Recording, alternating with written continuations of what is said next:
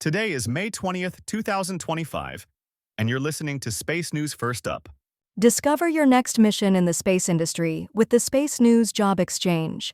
Visit spacenews.com/jobs to find top aerospace roles and connect with leading employers. Here are today's top headlines in space. Director of National Intelligence Tulsi Gabbard said the United States will redirect its intelligence collection efforts toward border security. NATO members plan to invest more in defense, including space technologies. SatVU said it has strong interest in its thermal imaging capabilities despite the premature end of its first satellite.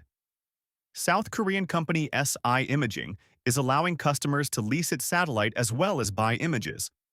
And radar imaging company ICEYE is looking to play a role in the Golden Dome missile defense system. First Up is produced by Space News, the industry standard for professional space journalism. Visit spacenews.com for breaking news, policy updates, and original analysis. We begin today with news that the Director of National Intelligence, Tulsi Gabbard, said the United States will redirect its intelligence collection efforts toward border security. Speaking at the GEOINT 2025 Symposium Monday, Gabbard outlined how the Trump administration's national security priorities will reshape the work of the nation's 18 intelligence agencies, placing unprecedented emphasis on domestic border surveillance while maintaining America's global intelligence capabilities. The shift would affect thousands of intelligence professionals across the geospatial intelligence sector. Gabbard also said her office would work to streamline contracts across intelligence agencies and make more use of commercial solutions and open-source intelligence. NATO members plan to invest more in defense, including space technologies.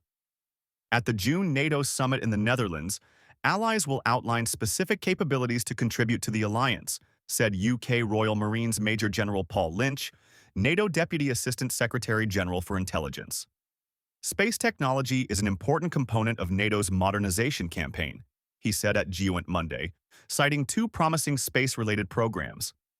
Allied persistent surveillance from space, which is aimed at ensuring NATO can collect data on any location at any given time, and the Strategic Space Situational Awareness System for NATO headquarters.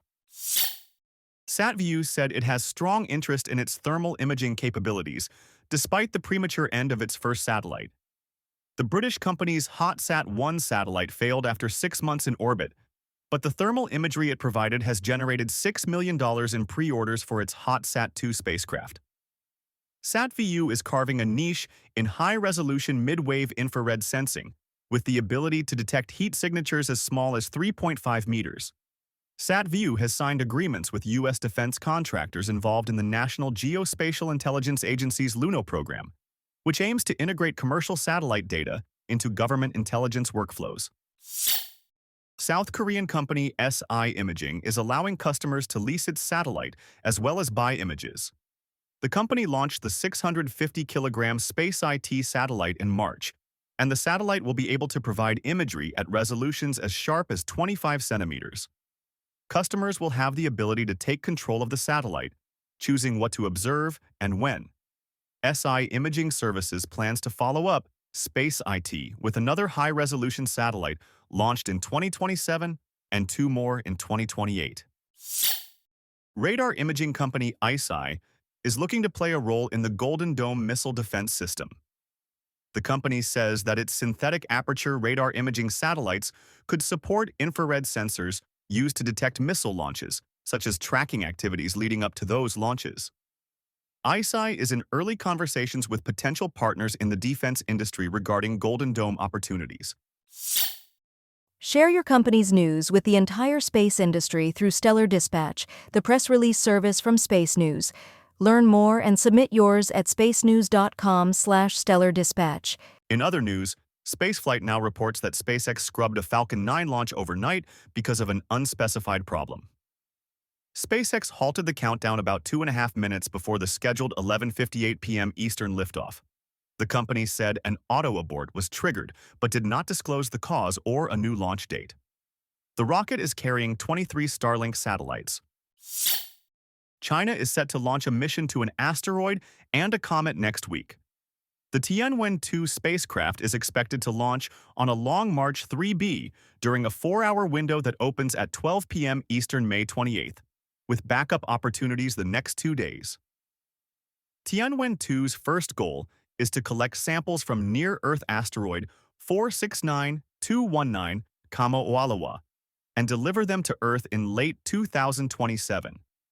The spacecraft will then head to the comet 311P Pan-STARRS, arriving in early 2035. The mission aims to advance China's planetary exploration capabilities, provide new insights into the understanding of small planetary bodies and their evolution, and potentially for planetary defense and the origins of life. Scientists are asking NASA to take action on a proposal to repurpose an asteroid mission. NASA canceled the Janus mission to fly by binary asteroids in 2023, putting the twin smallsats into storage. Those spacecraft could instead be used to visit the asteroid Apophis before that asteroid makes a very close but harmless flyby of Earth in 2029. In a statement summarizing a conference held last month about the Apophis flyby, scientists called on NASA to act on responses to a request for information the agency issued last fall, exploring that potential reuse of the Janus spacecraft. NASA has not commented on its plans for Janus, but the agency noted at a hearing last week that the OSIRIS-APEX mission, which will arrive at Apophis after the Earth flyby, will be able to observe the asteroid at a distance before the flyby as well. Seraphim Space has selected 10 companies for its next space-focused accelerator program. The 15th round of the accelerator program, announced Monday, includes startups from 5 countries, including the first to participate from Mongolia. Those startups are aiming to support services ranging from defense communications to artificial intelligence-powered surveillance. The 3-month program is designed to make the startups investor-ready. Sophia Space raised $3.5 million in pre-seed funding to develop orbiting compute and data centers. The company believes its modular data centers will be particularly useful for intelligence gathering, disaster monitoring, and disaster management. The company aims to provide the capability to do on-orbit processing of satellite data, dramatically reducing the time to get actionable insights from it. Unlock Venture Partners led the Sophia Space investment round with participation from angel investors and industry leaders. Schrenk. GeoInt enters an era of automation and global partnerships. Rhonda Schrenk, the CEO of the U.S. Geospatial Intelligence Foundation, said the geospatial intelligence community is embracing faster, automated decision-making powered by multi-sensor, tipping, and queuing, which was once a distant goal but is now a practical tool. On the Space Minds podcast, Schrenk discussed the field's expanding global reach, with new international accreditation efforts and increasing collaboration with allies.